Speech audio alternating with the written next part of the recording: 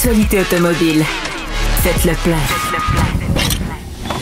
Un parcours bien contrôlé. C'est le Guide de l'auto. La référence depuis 1967.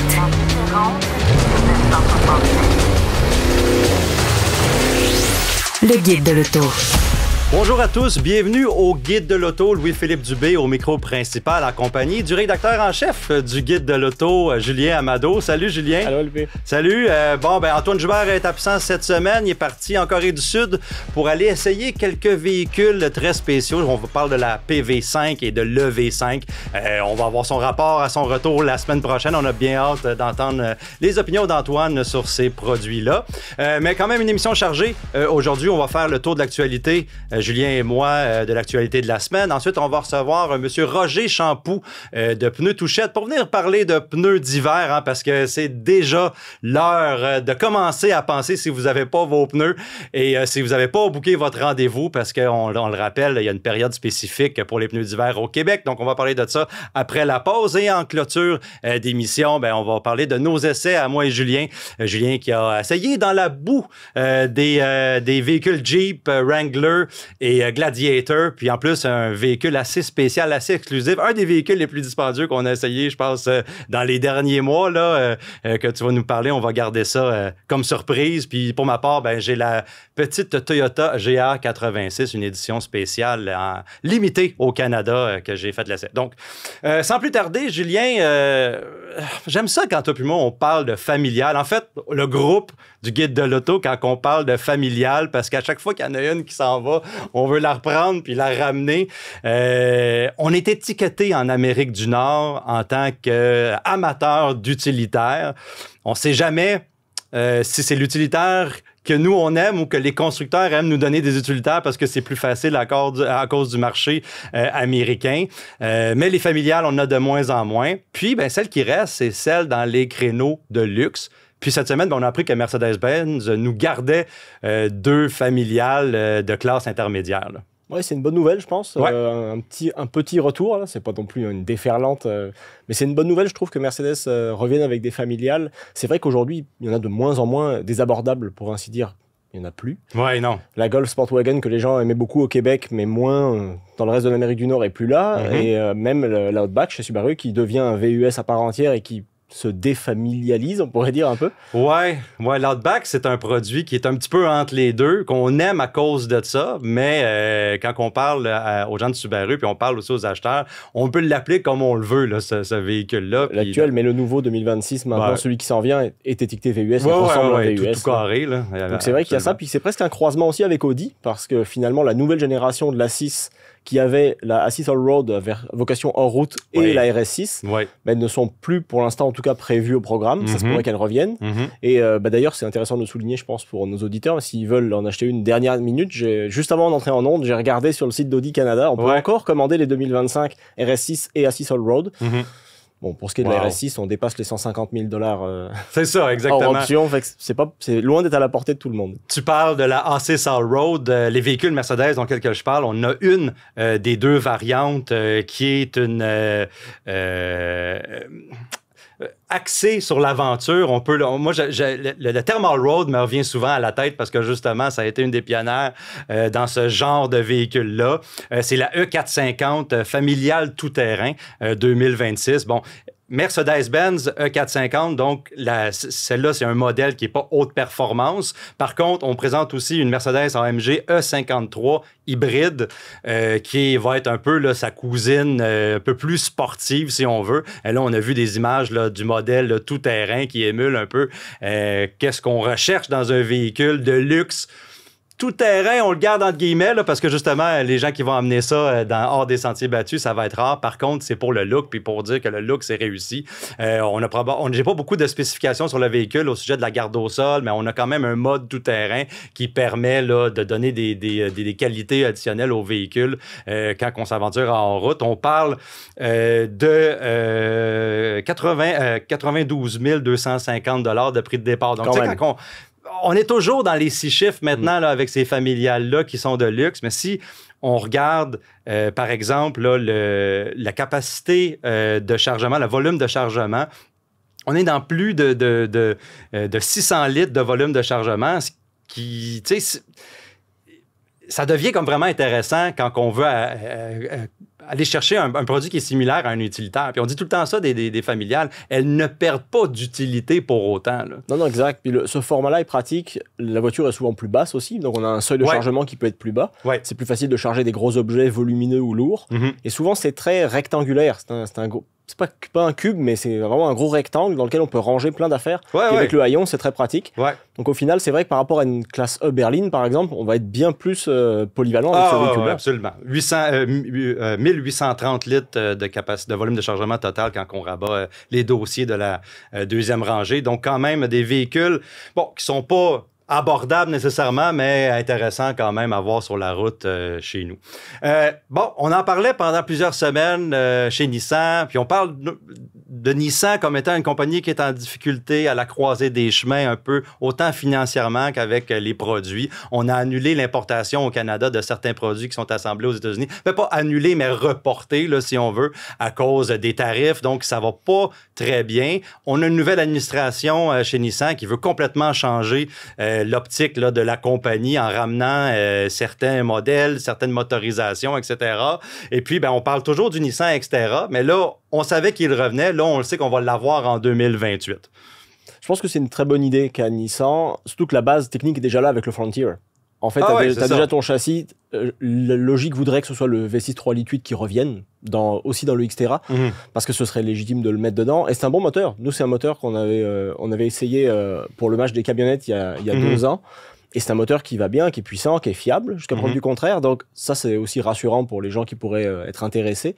Puis avec 310 chevaux, on est quand même plus haut qu'un Wrangler, par exemple, 3.6. On va être à peu près dans la même d'hybridation, là, mais c'est pas confirmé, parce que l'information qu'on a sur ces motorisations-là est bonne, puis ça serait logique, comme tu le dis. Mais là, selon l'entrevue que M. Meunier a donnée à Bloomberg cette semaine, qui a confirmé la date, là, finalement, l'année, on parle également d'hybridation. Donc, c'est sûr qu'on veut en mettre le plus possible pour attirer le plus de classes d'acheteurs. Là, ça pourrait être intéressant parce que s'ils hybrident le V6 3.8 litres, par exemple, ce serait déjà, il y aurait plus de couple, plus de performance probablement. Donc ça veut dire qu'on dépasserait même l'hybride max chez Toyota en termes de performance. Donc peut-être aussi il y a une sorte de statement à faire avec ça là, parce que c'est 326 chevaux de mémoire l'hybride max. Et là on est à 310 juste avec l'essence. Si on rajoute une hybridation à moteur électrique là-dessus, il y a de fortes chances pour qu'on ait un gros couple et quand même des bonnes capacités. Puis c'est la mode ces véhicules-là. En ce moment, l'aventure plaît beaucoup. Et je pense que le Xterra qui a quitté au début des années 2010, ce serait bien d'avoir son retour, effectivement, et je pense qu'il y a une clientèle pour ça. Il y a qu'à voir Honda avec le Passport, qui l'a vraiment enroutisé, si je peux dire un peu. Il est devenu vraiment plus aventurier que ce qu'il était. Avec... Et je pense que l'idée, c'est effectivement de se confronter... etc. Là, puis, pour l'avoir conduit il y a quelques semaines, c'est vrai qu'ils ont vraiment forcé le trait par rapport au modèle précédent, qui était vraiment un pilote à 5 places, qui se voulait aventurier plus sur papier. Là, on a vraiment poussé les curseurs quand même plus. Puis, ce qui est intéressant aussi, je pense, c'est d'aller chercher des Wrangler, des Bronco, pourquoi pas Land Cruiser, même si là, sur le tarif, peut-être ce sera un peu plus élevé quand même. Chez Toyota, c'est quand même plus cher en termes de positionnement de gamme.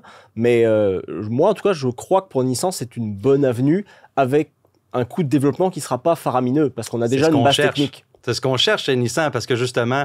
On veut sauter sur les opportunités chez Nissan. On a fait avec la Sentra, par exemple. Là, on veut rester dans un marché abordable. Là, il y a beaucoup d'engouement pour ces véhicules-là à vocation aventurière, là, si on peut se permettre le terme. Et puis, si on a tous les outils déjà, puis on peut qui ressemble un peu au Nissan Frontier, ça serait bien aussi garder les lignes, ça va être ça là, évidemment, là, mais, garder les lignes, le langage de design là, de Nissan pour donner cette option-là aux acheteurs, puis surtout avec un prix qui serait intéressant. Là, c'est encore mieux parce que ces utilitaires-là, à cette vocation-là, sont toujours très chers. Absolument, absolument. On n'a pas nécessairement plus d'informations que ça. Tout ce qu'on sait, c'est que ça va être fait à l'usine de Canton dans le Mississippi, une usine qui était d'ailleurs prévue pour faire un utilitaire électrique. Ça n'arrivera pas, évidemment. Nissan n'est pas la seule entreprise à changer ses plans d'électrification. Mais ça en dit long un peu quand même. Oui, ça en dit long. Je veux parler aussi des prix de la Hyundai Ioniq 5 qui ont baissé considérablement aux États-Unis. Et puis, c'est une discussion que j'ai eue avec quelques intervenants dans l'industrie dernièrement, parce que, évidemment, aux États-Unis, on avait un crédit d'impôt à l'achat d'un véhicule électrique qui était 7 500 $. Ce crédit-là a été retiré au 30 septembre. Et puis, ben évidemment, le troisième quart aux États-Unis a été extraordinaire pour la vente de véhicules électriques, autant chez Tesla que chez Hyundai, que chez les autres entreprises. Chez Rivian, même, ça a été de bons résultats. Mais on le sait pourquoi, parce que justement, le crédit venait à fin. C'est une histoire qu'on a déjà vue chez nous, oui, je pense. Ça me rappelle quelque chose aussi. Ça rappelle quelque chose. Donc, les manchettes étaient que les ventes de véhicules électriques explosaient aux États-Unis. Mais là, maintenant, c'était pour bonne raison, parce qu'on voulait profiter de ce crédit-là.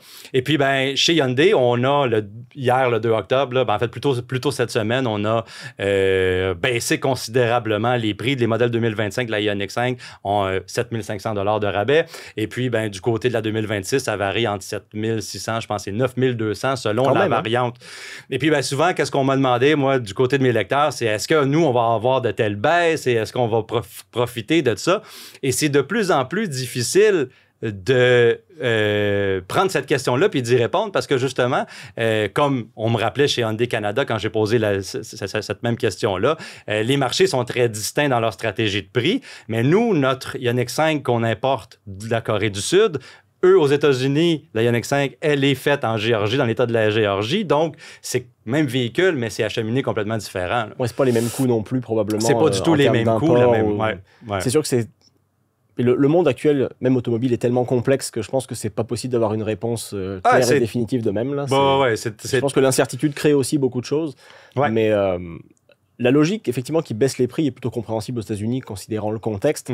Pour chez nous, les prix ont déjà quand même baissé par rapport à l'année passée où c'était quand même vraiment l'euphorie. Là, c'est moins le cas. Puis, je pense aussi... On a des meilleurs taux aussi. Oui, on a aussi. toutes sortes après, je pense que c'est un peu délicat aussi, même pour les concessionnaires Hyundai, par exemple, quand ils avaient énormément de stock puis que la subvention fédérale au Canada a disparu d'un coup. Je pense que quand tu te basais sur quelque chose, tu tablais sur quelque chose qui finalement ne se réalise pas, ça complique aussi ton approvisionnement. Le constructeur aussi doit répondre à ça parce que lui non plus s'y attendait pas forcément. Donc ça crée toutes sortes d'incertitudes qui sont pas les mêmes qu'aux États-Unis. Pas forcément plus faciles, mais pas les mêmes en tout cas. Mais il n'y a pas que les véhicules électriques qui baissent parce que par exemple, là tu vois, on pourra en reparler avec Jeep un peu plus tard, mais Jeep aussi baisse les prix de son Gladiator par exemple. Et ça va jusqu'à 11 400 $. Et là on parle du modèle 2026 au Canada. Donc là c'est pas aux États-Unis dont il est question. Ça veut dire aussi qu'il n'y a pas juste les voitures électriques où on baisse nos prix. Quand parfois les ventes baissent et on n'est pas finalement placé comme il fallait au niveau du tarif. Où on a besoin de liquidités chez Jeep, chez Stellantis en général, il faut aller chercher des liquidités pour fonctionner. C'est vrai que le Gladiator était quand même beaucoup plus cher que la moyenne des camionnettes intermédiaires si on regardait ça, le marché, ne serait-ce que l'année dernière ou là au début d'année. Donc je pense que les ventes en ont trop souffert et qu'il a fallu s'adapter. Il est arrivé quelque chose aussi aux États-Unis vers la fin du troisième quart. Des compagnies comme Ford et General Motors ont demandé à leurs branches financières d'acheter des véhicules et de les mettre sur leur livre pour pouvoir ensuite bénéficier du crédit d'impôt de 7 500 $ et mettre ces véhicules-là en location. C'est vraiment intéressant parce que justement, selon les sources qu'on a demandées, ça a été fait dans toute la légalité avec les agences de revenus aux États-Unis. Mais par contre, on voit que on a vu certaines de ces manœuvres-là aussi. Des manœuvres créatives. Des manœuvres créatives pour être capable de profiter des taux jusqu'à la fin. On peut pas blâmer les constructeurs de faire ça. Ce sont des entreprises, elles doivent faire de l'argent et elles ne font pas toutes de l'argent avec les véhicules électriques. Donc, ça va être intéressant de voir dans les prochains mois le marché tranquillement se stabiliser de manière plus naturelle sans les subventions. Par exemple, le crédit d'impôt aux États-Unis, mais également chez nous, qu'on commence à avoir un petit peu moins de subventions, puis ça va diminuer au fil du temps. Exact. J'aimerais également parler, pendant qu'on est là, de la Chevrolet Bolt. Et on a dit plus Bolt EV, évidemment, parce que c'est une toute nouvelle véhicule. On va voir les photos de ce véhicule-là, parce qu'il n'est pas dévoilé de manière officielle. Il y a quelqu'un qui a vu la Chevrolet Bolt à un chargeur Tesla. On n'a pas de spécification technique, mais on sait qu'il y a un port de recharge NACS. Oui, parce qu'il est branché là, Tesla. par contre, quand on regarde les images, c'est exactement... elle ressemble exactement à la Bolt EUV, là, qui était le petit tiers de Trax à l'avant aussi, je trouve. Les lumières du Trax un petit peu, là, ça ressemble. Mais oui, on n'est pas complètement surpris quand on voit les photos du véhicule. Par contre, c'est un peu surprenant si vraiment GM ne voulait pas qu'on voit son véhicule, de le laisser comme ça, stationner de même dans une borne Tesla. C'est un peu curieux. Peut-être aussi ont-ils voulu créer un petit buzz là ou quelque chose, je ne sais pas. Mais c'est vrai qu'esthétiquement, on n'est pas tombé en bas de notre chaise là. Ça quand même, c'est assez attendu comme design. Mais c'est un véhicule intéressant. Nous, la Bolt, on l'appréciait beaucoup au Guide de l'auto au sein de l'équipe, puis elle a été plébiscitée plusieurs fois.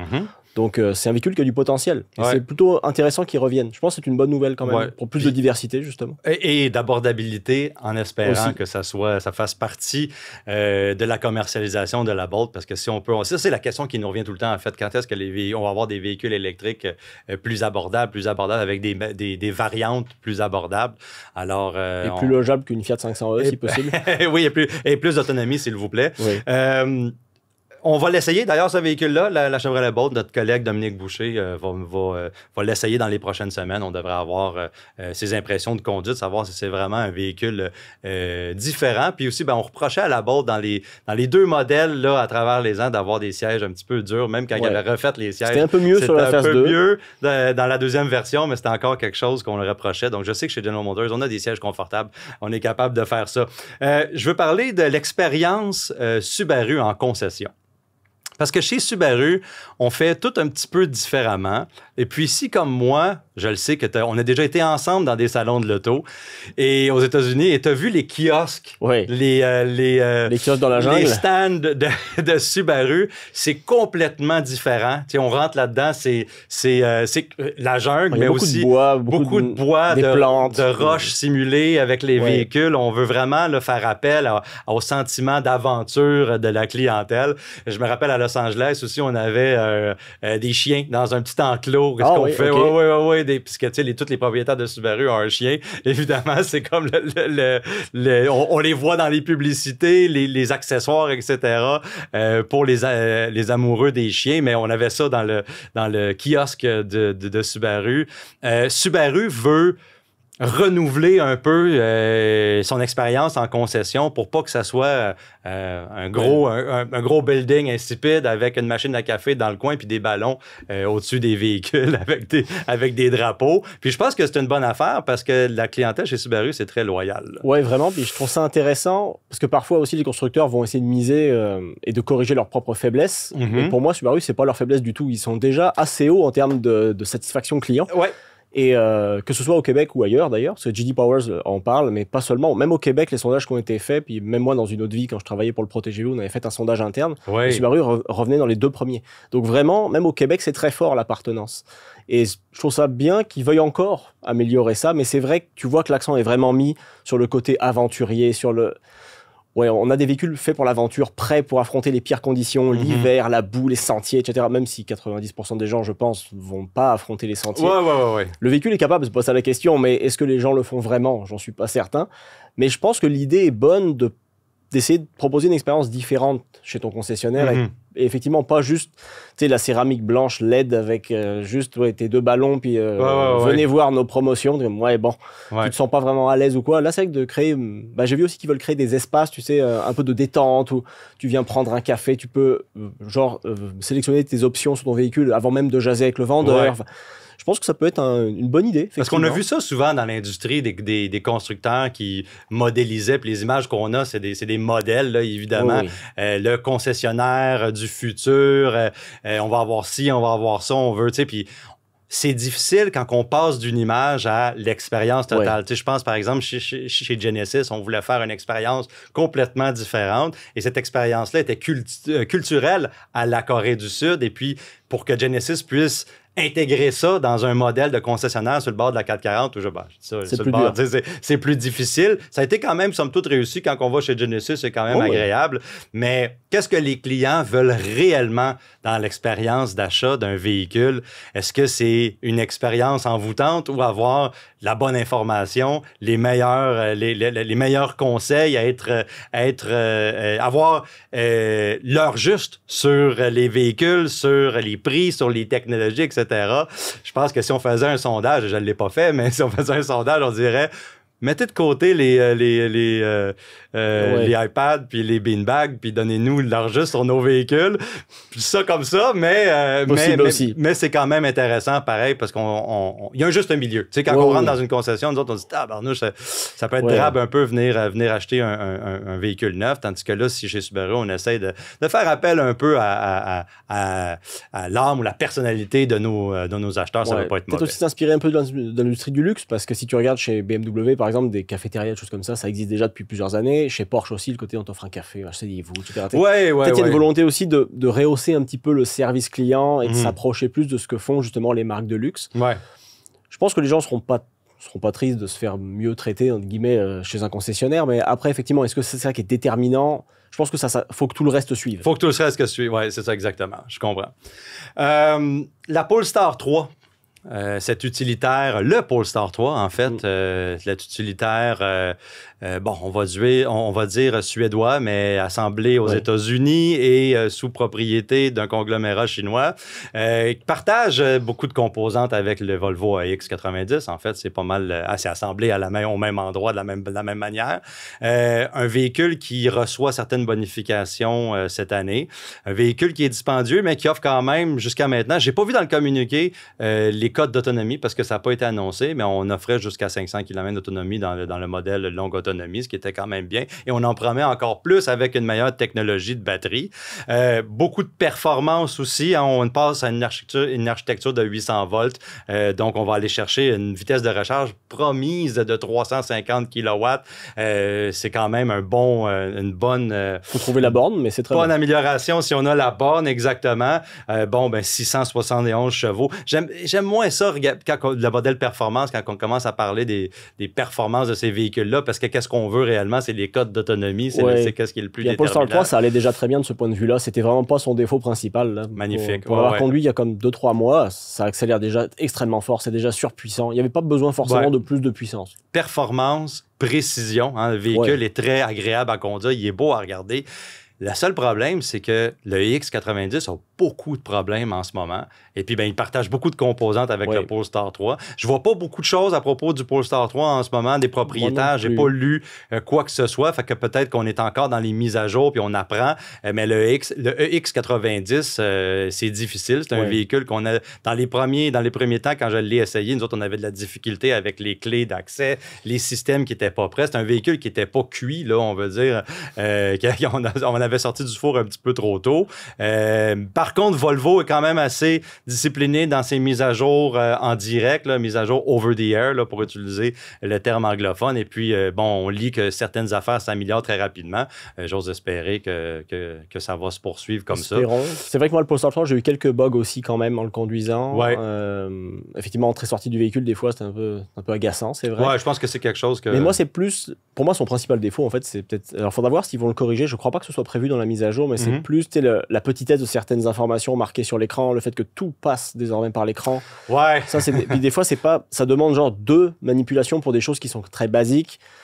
Mais ça, on connaît ça de chez Volvo depuis vraiment un bon bout de temps. Mais c'est curieux. Le système d'infodivertissement on a amené un système d'infodivertissement. Là, on a dit, on enlève tout ça. Je me rappelle pas, c'était Sense ou quelque chose comme ça, un des premiers systèmes d'infodivertissement. Je l'ai plus en tête non plus, mais oui. Ensuite, on a amené Google. C'était pas tout à fait fait. Là. Google a fait des améliorations, mais les commandes manuelles, les commandes plus analogiques, on les a toujours pas. Puis, comme tu dis, des fois, ça prend 2 ou 3 mouvements ou des sous-menus, en fait, pour aller pour les sièges ou pour la température ou quelque chose comme ça. Donc, même l'heure, c'est écrit en tout petit en haut de l'écran, tu la vois pas. C'est niaiseux, mais c'est bien de savoir l'heure qu'il est, par exemple, dans ton véhicule. C'est vrai que même si tu écris petit, puis je me considère pas comme étant si vieux, mais si tu vois moins bien à un moment donné, peux-tu vraiment déchiffrer ça? Je pense que il y aurait peut-être quelques améliorations à faire de ce point de vue-là, mais j'aurais pas commencé par le moteur, je crois, pour les améliorations.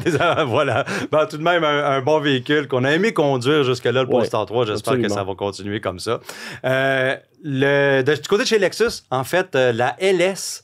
En fait, la LS, c'est celle qu'il y a 35 ans de ça, je parle au Canada, qui a pénétré le marché canadien avec la LS 400. Avec la manière, en plus. Ah oui, puis un luxe qui était complètement inédit. Là, on a instauré une espèce de culture qui a été copiée un peu partout après, mais qui voulait rivaliser avec des constructeurs américains, des constructeurs allemands.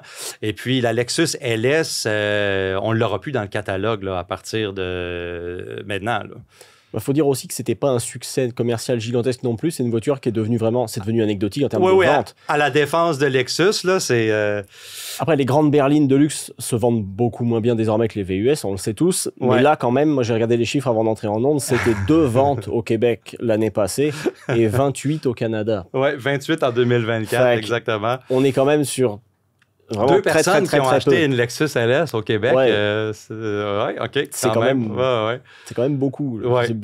C'est beaucoup de gens et pas beaucoup de gens à la fois. C'est un peu paradoxal parce que c'est vrai que tu te dis, c'est pas un véhicule que tu vas aller chercher comme ça. Il n'est pas tellement publicisé non plus par Lexus en vérité. L'accent est davantage mis sur les RX, sur les NX. Aujourd'hui, la LS, elle est plus... La grande berline de luxe, là, c'est sur ses derniers kilomètres, derniers milles. C'est un peu triste, pareil. Ouais. Bon, on a fait une édition spéciale pour 2026, évidemment, là, qui va un peu sonner là, la fin de cette berline-là au catalogue. Et 5 exemplaires. Oui, et en 5 exemplaires. On ne prend pas trop de risques. Les deux qui en ont acheté au Québec, il y en a déjà 2, donc peut-être on peut trouver 50 personnes pour les acheter. Ça peut être intéressant, mais quand même difficile de voir à chaque fois, un peu comme les familiales, les grandes berlines. Puis on le sait pourquoi, c'est logique. Hein? C'est pas des véhicules qui sont intéressants sur plusieurs points. C'est plus pour des nostalgiques et des amateurs de modèles spécifiques. Là. Sûrement un public plus âgé aussi, probablement. Oui, évidemment. Ouais. Au retour, on revient avec une entrevue avec M. Roger Champoux du groupe Touchette pour parler de pneus d'hiver. Le guide de l'auto. Parcours l'actualité automobile sans dérapage ni accrochage. Les pneus d'hiver, c'est obligatoire au Québec, hein, comme vous le savez, du 1er décembre au 15 mars, les pneus avec le flocon et la montagne, comme on les appelle. Puis pour parler de pneus, parce qu'on arrive là, dans la saison, en fait, on commence à penser à ça aussi. Vous n'avez pas déjà débuter à commencer à penser à ça, il faudrait le faire parce que c'est important. Et pour en parler, on reçoit M. Roger Champoux, vice-président du groupe Touchette. Bonjour, M. Champoux. Bonjour, ça va bien? Oui, ça va bien, merci. À travers les dernières années, on a eu la COVID-19, des pénuries de composantes automobiles, de pneus. On a eu des pénuries de pneus de véhicules électriques. Comment ça va en ce moment dans l'industrie du pneu? Ça va mieux. On croyait après la COVID-19 qu'on était sorti du bois puis qu'on aurait peut-être plus un smooth sailing pour les années à venir. Malheureusement, avec qu'est-ce qui se passe en bas de la frontière, c'est sûr que ça a amené certains challenges au niveau des tarifs. Pour donner une idée, évidemment, tout ce qui est produit aux États-Unis, il y a différents manufacturiers de pneus, pas nécessairement plus un en particulier que l'autre parce que la plupart ont des productions, que ce soit en Europe, au Canada, aux États-Unis, en Asie. Mais on a environ, nous autres, 15% de tous les pneus qu'on distribue au Canada qui sont produits aux États-Unis. Donc, ça l'a apporté un peu un casse-tête pour s'assurer de trouver des options, que ce soit faire entrer les pneus plus tôt. C'est ce qu'on a fait beaucoup. Donc, ça a créé des enjeux d'espace à travers notre réseau de 48 entrepôts à travers le Canada. Évidemment, oui.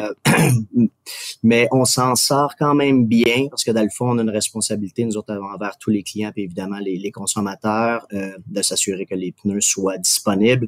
S'il y a certains modèles en particulier qui sont produits aux États-Unis, puis qu'on le sait que éventuellement on va avoir potentiellement des limitations de distribution, mais là, il faut trouver des options pour s'assurer que le consommateur soit capable d'avoir un fitment qui est pour son véhicule. Évidemment, vous dites 15% qui viennent des États-Unis. Généralement, les pneus, ça vient de où, là, chez vous? C'est le 85% environ, là, approximativement, de où? Bonne question. J'ai pas les pourcentages exacts, mais les productions dans les dernières années, surtout suivant la COVID, il y a eu beaucoup de mouvements parce que, tu sais, un pneu, la façon que c'est produit, c'est un moule. Donc, un moule peut être déplacé d'un pays à l'autre. Ouais. Tu sais, selon le modèle, on en a, tu sais, moi, je viens de la région de Joliette, on a Bridgestone qui produit des pneus très près de Montréal, ce qui est super. Il y a Michelin qui produit dans les provinces de l'Atlantique. Mais c'est vraiment partout en Indonésie, en Asie, en Chine, évidemment. évidemment, il y en a aux États-Unis, il y en a en Europe aussi, dans plusieurs pays de l'Est, il y en a en Allemagne, il y en a en France, parce que les grands manufacturiers, disons les 5 grands manufacturiers, que ce soit Michelin, Bridgestone, Pirelli, Continental, ils ont dans le fond, de la production partout à travers le monde. Avec les coûts de transport, souvent les manufacturiers essaient de se rapprocher des marchés importants.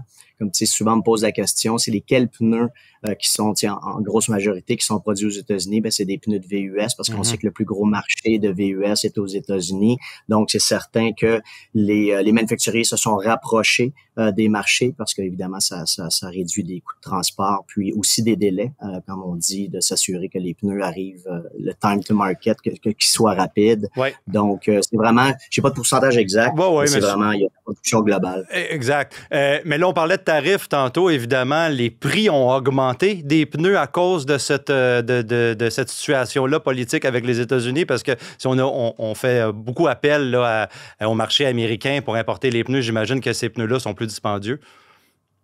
Oui, il y en a eu, mais pas autant que lorsqu'on a vu pendant la COVID, lorsqu'il y avait des limitations de production, puis aussi il y a eu aussi dans le fond une disruption globale de supply chain à travers toutes les catégories de produits, dont aussi les matières premières des pneus. Ça a amené des grosses augmentations de prix.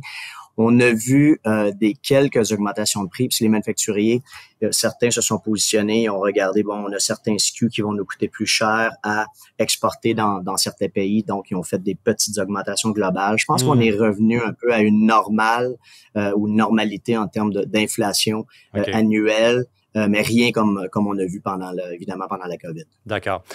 Vous faites beaucoup de planification, évidemment. Hein, vous avez beaucoup d'entrepôts. Qu'est-ce qui est les tendances en ce moment? Parce que quand vous planifiez pour vendre des pneus d'hiver, évidemment, vous vous fiez aux tendances du marché, aux ventes de véhicules. Vous avez toutes sortes de données qui sont colligées pour être capable de planifier vos commandes. C'est quoi les tendances actuelles? C'est sûr que dans notre planification des achats, on regarde toujours les ventes historiques, mais il y a toujours des produits particuliers qui sont à la hausse ou d'autres produits qui sont à la baisse. Ce qu'on a vu dans les dernières années, puis si vous le voyez au Guide de l'auto, vous présentez beaucoup de nouvelles voitures, puis la tendance, évidemment, c'est les grandeurs des pneus ou des roues qui c'est fou. On voit le nouveau Cadillac IQ qui rentre, je pense, de série avec du 24 pouces. Ouais. Si on recule de 10 à 15 ans, c'était du 16, du 17 pouces. Maintenant, c'est du 18, 19, 20, 21 pouces. Donc, nous, on regarde évidemment beaucoup les introductions de nouvelles voitures. On est en contact parce qu'on a beaucoup d'ententes avec les manufacturiers automobiles. On travaille de très près avec eux pour avoir le plus d'intel possible, à savoir quels véhicules qui vont rentrer au Canada, puis en combien de quantités, puis dans quelle région. Donc, on prend ces données-là pour ajuster nos forecasts en conséquence sur certaines marques. Ouais. Évidemment, on le sait que l'électrification aussi amène une autre complexité. L'homologation aussi, comme vous savez, là, il y a le MO pour Mercedes, Starproof pour BMW, POL pour Polestar, VOL pour Volvo. Ça avec, parce qu'il y a beaucoup de pneus qui sont développés particulièrement pour des voitures. Donc, on doit s'adapter pour s'assurer qu'on ait ces pneus-là en stock, parce que encore une fois, c'est notre responsabilité comme distributeur. Nous, on est entre le manufacturier et les installateurs pour s'assurer que les pneus soient disponibles. Parce qu'évidemment, oui, il y a ces homologations-là.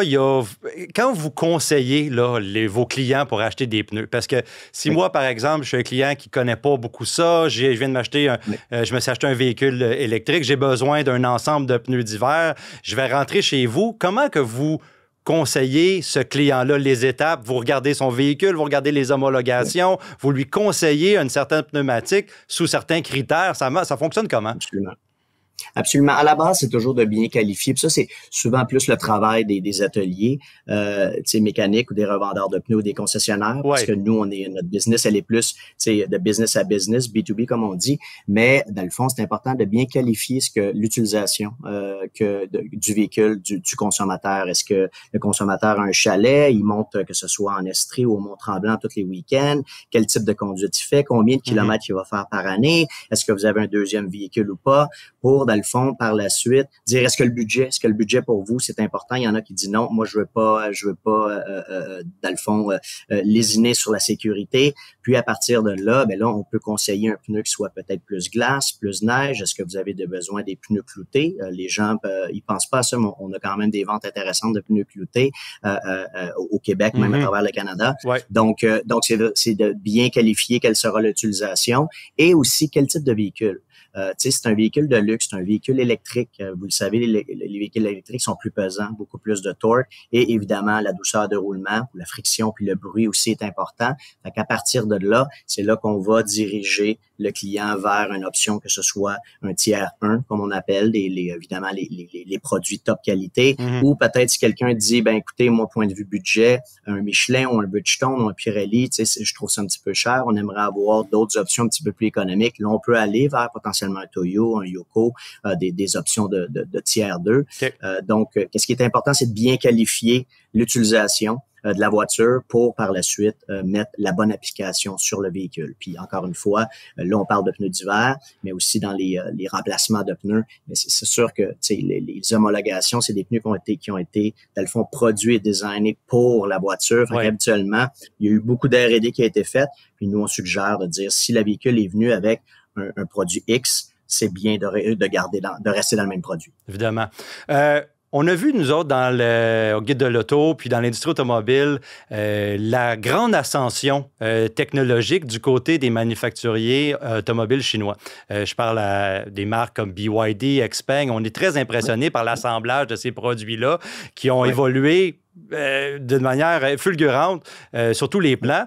Est-ce que du côté du pneu, le stéréotype des pneus chinois qui étaient de moins bonne qualité, est-ce que ça tient toujours, ça, ou ça a été révolu, là? En fait, ce qui est intéressant, c'est que la plupart des grands manufacturiers produisent en Chine. Donc, pas parce que c'est produit en Chine que nécessairement c'est un produit qui est pas de qualité. La différence, c'est que souvent, les gens associent les pneus chinois comme étant des pneus de moins bonne qualité. La raison, c'est que souvent, les marques qui sont chinoises, produits en Chine et vendues, exemple en Amérique du Nord, c'est des produits qui sont de très entrée de gamme, des produits que vous allez avoir à moins de 100 $ par pneu. Souvent, c'est des vieux moules, c'est des vieilles technologies qu'ils utilisent parce qu'évidemment, si on veut vendre un pneu à bas prix, c'est souvent le même coût de production, c'est le même coût de transport pour l'amener dans le pays. Fait qu'il faut qu'il y ait évidemment des concessions à quelque part. Fait que souvent, c'est évidemment des plus vieilles technologies, des matériaux un peu moins de qualité, de la silice, il y a beaucoup de produits qui viennent de produits de base qui viennent dans un pneu. Fait qu'il faut qu'il y ait des concessions faites. Donc, c'est certain que moi, quand mes amis me demandent, j'ai besoin de pneus pour mes voitures, dépendamment de l'utilisation, c'est rare que je vais les conseiller d'y aller dans des pneus d'entrée de gamme parce que je pense que la sécurité, on paie 40, 50, 60, 70 000 $ pour une voiture, mais on veut sauver 65 $ pour des pneus. Disons que la rhétorique, la logique n'est pas là. Fait que moi, je suggère absolument d'y aller avec un produit plus de qualité, surtout l'hiver. Oui. Les gens sont loyaux à des marques de pneus parce que je parlais avec mon collègue en émission, on parlait de Subaru, de marques très implantées dans le domaine de l'automobile.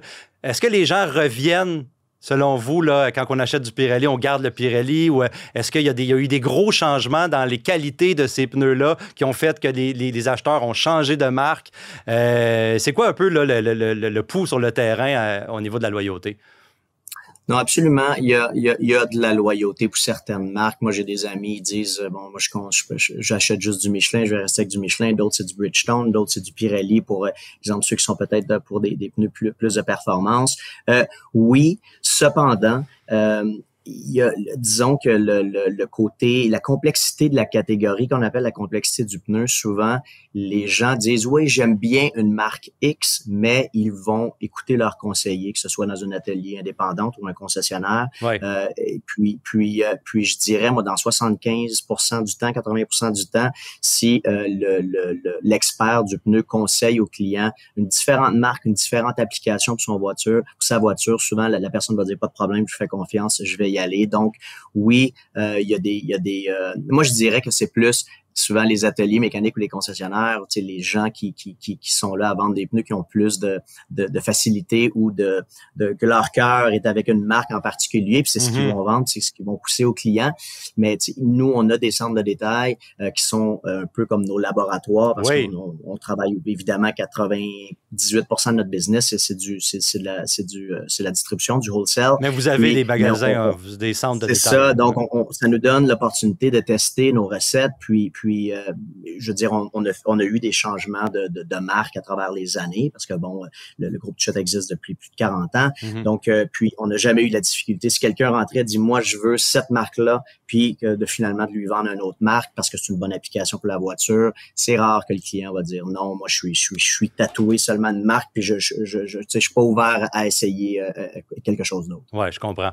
Le groupe Touchette, vous êtes le plus gros distributeur là, de pneus, si je me trompe pas, dans notre coin, évidemment. Vous avez des grands plans d'expansion. Dernièrement, vous avez ouvert des entrepôts Saguenay, Québec. C'est quoi qui... pour quelle raison vous avez choisi ces endroits-là spécifiquement? Puis aussi, dans vos plans d'expansion futurs, qu'est-ce que vous entrevoyez pour l'entreprise et comment ça s'inscrit dans un nouveau contexte politique là, avec les tarifs qu'on parlait au début, si ça parle de distribution, mais aussi de prix pour être capable de subvenir aux besoins là, de vos clients puis de la population en général qui achète des pneus d'été, des pneus d'hiver, des pneus de toute saison, etc. Absolument, oui. Écoutez, Groupe Touchette, on a 48 centres de distribution d'un océan à l'autre. Évidemment, on a le réseau de distribution le plus grand au Canada. Disons qu'on a fait beaucoup d'acquisitions, puis notre croissance aussi a passé au niveau organique. Donc, il y a des marchés que ça fait plus de 40 ans qu'on est, comme dans le Grand Montréal, parce que la famille Touchette a commencé dans le Grand Montréal ici. Par la suite, on a commencé à prendre de l'expansion en Ontario, à Vancouver. Puis là, par la suite, il y a eu beaucoup d'acquisitions qui ont été faites pour finalement on est le plus gros distributeur au Canada. On a beaucoup d'ententes aussi avec des manufacturiers automobiles qu'on gère leur programme de pneus. Évidemment, ce qui est important pour nous, puis ça a toujours été, c'est d'amener une plus grande accessibilité des produits de pneus finalement aux consommateurs. Parce que les manufacturiers ont de moins en moins de réseaux de distribution. Eux, c'est des spécialistes finalement pour bâtir, produire les pneus. Puis nous, dans le fond, on est la courroie d'entraînement entre les manufacturiers et les ateliers mécaniques pour livrer ces pneus-là. Disons qu'on a, dans les 15 dernières années, puis ça va faire 16 ans que je suis avec le groupe Touchette, on a passé de 2 centres de distribution à 48 centres de distribution. Puis c'est sûr qu'on a priorisé les grands centres en premier. Nicolas Touchette et Frédéric Boutier ont toujours eu, qui sont les deux propriétaires de l'entreprise, ont toujours eu comme dans le fond mandat de dire, nous, on veut couvrir 95% de la population canadienne. Puis on le sait qu'on n'a pas la densité qu'on a aux États-Unis. Donc, ça a toujours été. Fait que c'est avec ça qu'on a priorisé les grands centres, que ce soit Vancouver, Edmonton, Calgary, Saskatoon, Regina, l'Ontario, évidemment, qui représente 33% du marché de pneus au Canada. Le Grand Montréal, on est ici depuis longtemps, et les provinces de l'Atlantique. Maintenant, notre deuxième phase de croissance, c'est plus, on appelle ça les régions. Donc, Québec, on est parti de 65 à 100 000 pieds carrés. J'arrive à l'instant de Québec, on a eu notre ouverture de l'entrepôt hier. Et le Saguenay aussi, on est passé de 25 à 65 000 pieds carrés. Donc, évidemment, ça s'inscrit, ça fait plus de 10 ans qu'on est dans ces marchés-là, mais lorsqu'on arrive à une certaine maturité, mais là, on peut se permettre de faire les investissements, que ce soit parce que à Québec, c'est notre building, c'est notre division de real estate qui a fait qu'on a bâti l'entrepôt. Donc, on s'implante de façon solide à long terme. Donc, dans le fond, pour les années futures, on va continuer à développer notre réseau, puis aussi la technologie. C'est les infrastructures, c'est une chose, les inventaires, c'est une chose, évidemment, les talents. On a 1800 employés. On essaie de s'entourer de personnes très talentueuses pour s'occuper de nos clients. Puis aussi, les investissements en technologie. Vous savez, maintenant, la demande de la clientèle sont difficiles. Ils veulent la facilité d'un Amazon de ce monde, d'un Shopify de ce monde. Donc, nous, même si c'est du B2B qu'on fait, il y a des gros investissements qui sont faits en technologie pour, dans le fond, amener une facilité pour le client pour mieux desservir son client. Puis la rapidité aussi d'accès aux produits. Comme vous savez, il y a une complexification il y a de plus en plus de SKU. Donc, c'est important pour nous de faciliter ce travail-là pour les ateliers et les concessionnaires. Ultimement, pour que les clients arrivent, s'ils soient à l'avance ou à la dernière minute, à avoir un pneu d'hiver pour être capable d'être à temps pour le 1er décembre. J'imagine que vous avez déjà vos pneus d'hiver et vous êtes prêts pour la saison.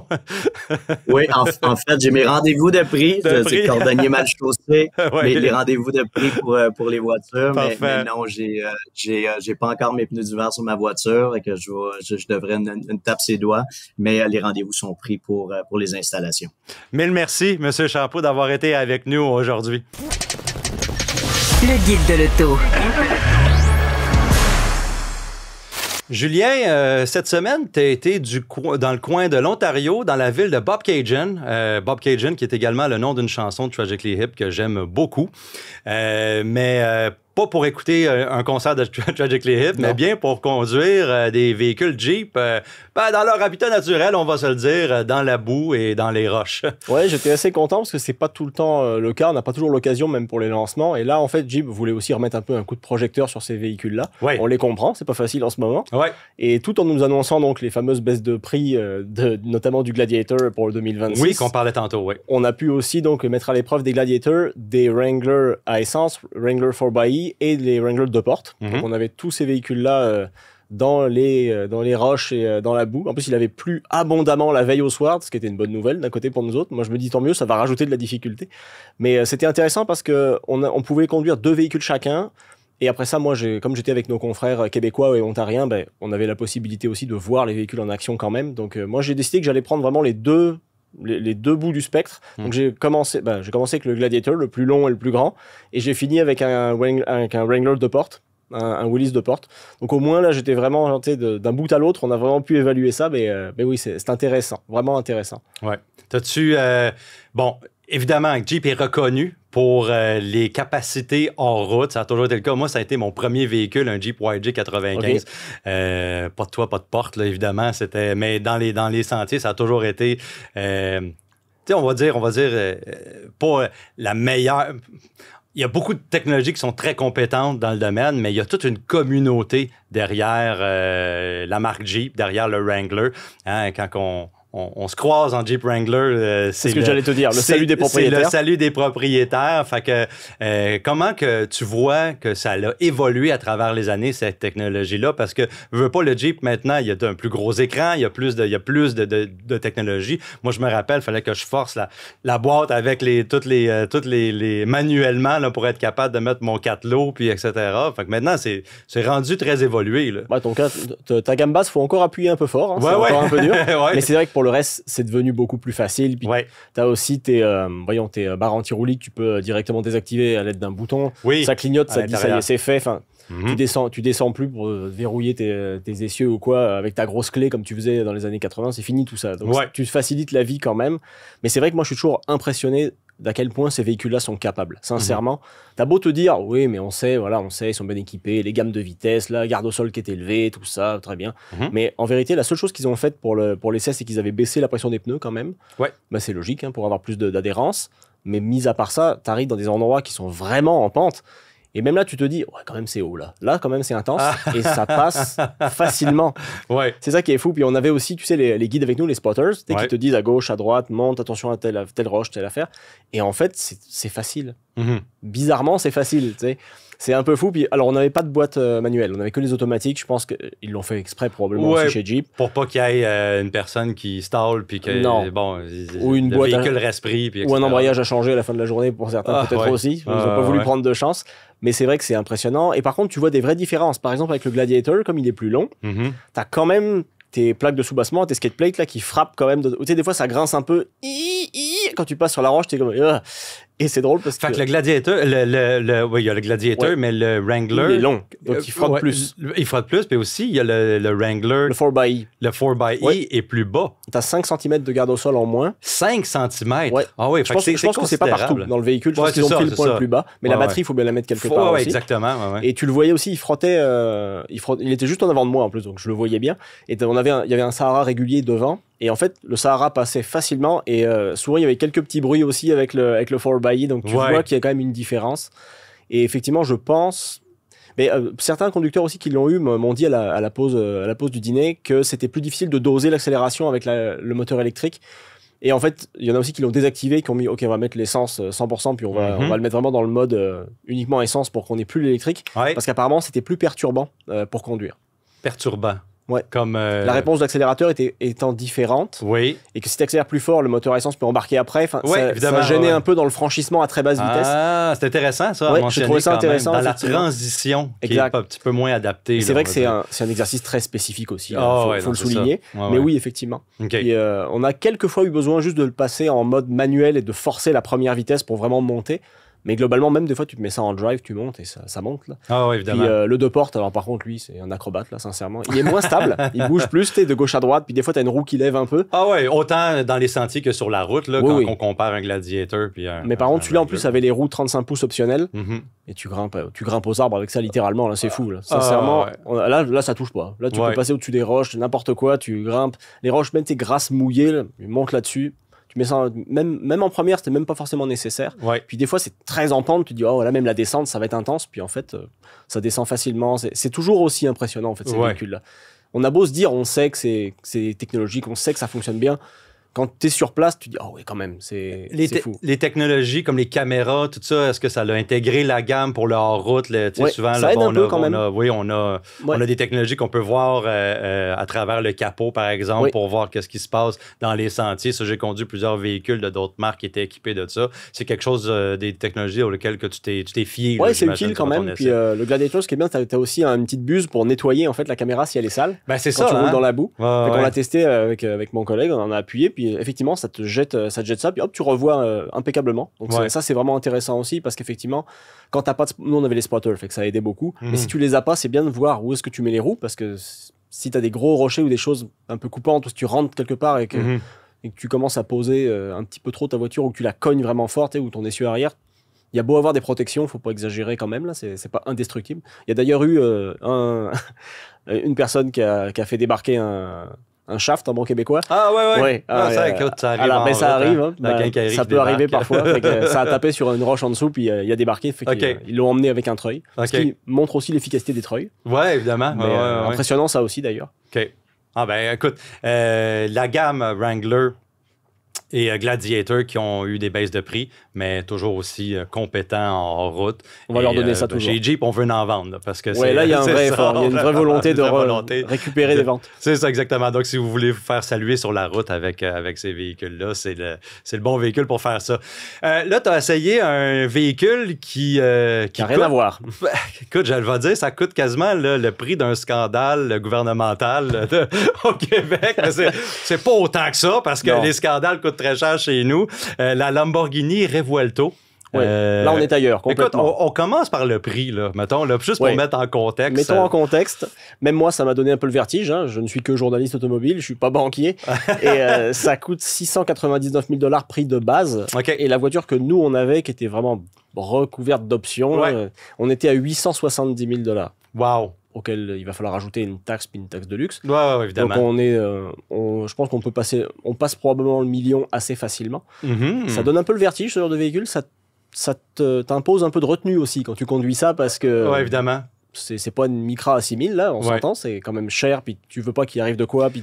Même quand tu suis, tu sais, les gens sur l'autoroute, t'as juste peur qu'il y ait une énorme roche qui vienne frapper ton pare-brise ou t'as un camion en arrière de toi, il est un peu proche, je crois. T'es plus encore intéressé à ce que font les gens autour de toi que d'habitude. Donc, la Revuelto, on parle d'un groupe motopropulseur hybride rechargeable, V12 de 6 litres 5 atmosphérique, avec moteur électrique, boîte à 8 rapports à double embrayage. Avant, c'était une 7 rapports simple embrayage dans la Ventador sortante. Maintenant, ça a changé. Et surtout, en fait, ils ont modifié la position du moteur. En fait, avant, tu avais le moteur et la boîte qui pointaient vers l'avant de la voiture, qui rentraient dans le châssis directement. Et aujourd'hui, en fait, le moteur est vraiment collé à la cloison directement, donc pour le poids soit mieux réparti. Et il y a tout le système, en fait, différentiel, boîte de vitesse, moteur électrique qui se trouve à l'arrière du V12. Donc ça, là, on voit, pour ceux qui nous voient à la télévision, on voit les commandes et le moteur électrique avec les commandes orange, là, les câbles. Et donc, c'est quand même une sacrée pièce de machinerie. Là, évidemment.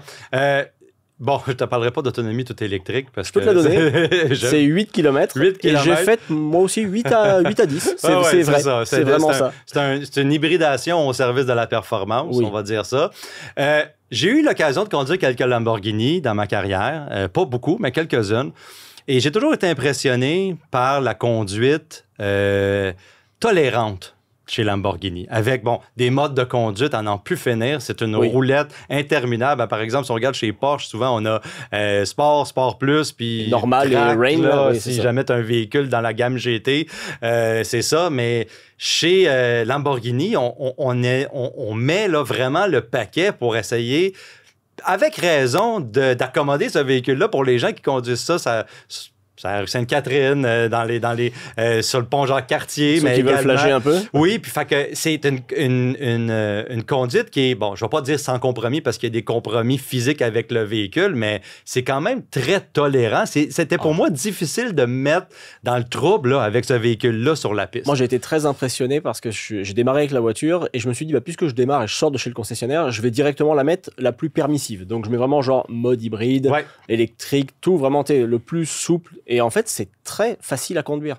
C'est très étonnant. Et c'est même plutôt confortable, en fait, bizarrement. Et c'est ça que je voulais savoir. C'est là où les suspensions adaptatives font tout. C'est qu'en fait, tu roules avec ce véhicule-là et nos routes sont quand même vraiment pas les plus belles, c'est le moins qu'on puisse dire. Et en fait, le confort de suspension est plutôt bon. Sincèrement, il y a des véhicules sportifs qui sont plus fermes que ça. Une Civic Type R, c'est bien plus ferme que ça. En mode confort, là, pour en mode confort, exactement. Pour la Revuelto. Il y a aussi en fait, dans chaque mode de conduite, tu peux en plus faire soit soft, soit hard. Donc, soit dur, soit souple pour la suspension, relié à chaque mode. Donc, c'est un peu une usine à gaz, leur affaire, là. Mais par contre, à l'inverse, quand tu la mets effectivement en mode sport, ça commence à se raffermir pas mal. Et quand tu es en mode Corsa, donc course en italien, ou Corsa sans aucune aide à la conduite, je vais vous faire une confidence, je n'ai pas fait ce mode-là. En plus, il pleuvait ce jour-là. Il pleuvait pas mal. C'était pareil, la route bien grasse, mouillée de même. Là, on va peut-être pas tout de suite rouler un char de 1000 HP sur des routes un peu pleines de sable et tout ça, avec de l'eau. Là. On va pas prendre de chance. Évidemment. Donc j'ai fait de Corsa régulier, mais j'ai pas enlevé toutes les aides. Là, je trouve pas ça nécessaire de prendre ce risque-là. Surtout vu le prix du véhicule. Mais je suis sûr qu'en mode Corsa, pareil, moi, les Lamborghini que j'ai conduits, c'est plus ferme, mais il y a une espèce de tolérance. Il y a encore l'ange gardien, si on veut, pour essayer de sauver votre investissement. Oui. Puis je te dirais, avec 1000 chevaux, là, tu as des performances qui sont vraiment... C'est hallucinant, sincèrement. Des fois, on dit, on emploie toujours des superlatifs, à dire c'est incroyable. Mais là, quand même, sincèrement, quand tu as 1000 chevaux, on passe vraiment au-delà de la barre psychologique. C'est vraiment un véhicule qui est très performant. Le problème, c'est qu'il est performant pas longtemps parce que c'est tellement puissant et ça va tellement bien qu'il faut tout le temps que tu regardes ton compteur parce que sinon, tu vas te retrouver dans le trouble toi aussi, mais pas avec la voiture, avec les policiers. Donc, il faut quand même vraiment faire attention à ça. Et c'est vrai que je me suis quand même dit, c'est à la fois une voiture incroyable, mais aussi très frustrante sur la route. Parce qu'au final, tu peux pas vraiment l'utiliser. Elle est tellement facile, ça va tellement bien. Tu vas en utiliser 15-20% de cette auto-là, pas plus. Je pense, et d'ailleurs, j'invite les gens qui ont les moyens de s'acheter ce véhicule-là à aller sur une piste, en fait. En tremblant, vu le bruit qu'elle fait, ça marchera pas non plus. Ou alors, faut mettre un gros silencieux derrière parce que c'est... parce que le V12, quand il se réveille, là, c'est vraiment... C'est bruyant. C'est très joliment bruyant, mais c'est quand même très bruyant. Mais oui, c'est vrai que c'est une voiture fantastique à plus d'un titre, mais qui est étonnamment facile, ça c'est vrai. Mais qui à la fois c'est dur d'en profiter pleinement sur la route. Bon, sur ce, merci d'avoir conduit cette voiture-là puis de nous apporter ça parce que c'est rare qu'on peut avoir ce type de véhicule-là sous la main. Et merci tout le monde d'avoir été avec nous au Guide de l'Auto. On se revoit la semaine prochaine. Tous les épisodes du Guide de l'Auto sont disponibles en podcast sur l'application et le site cube.ca.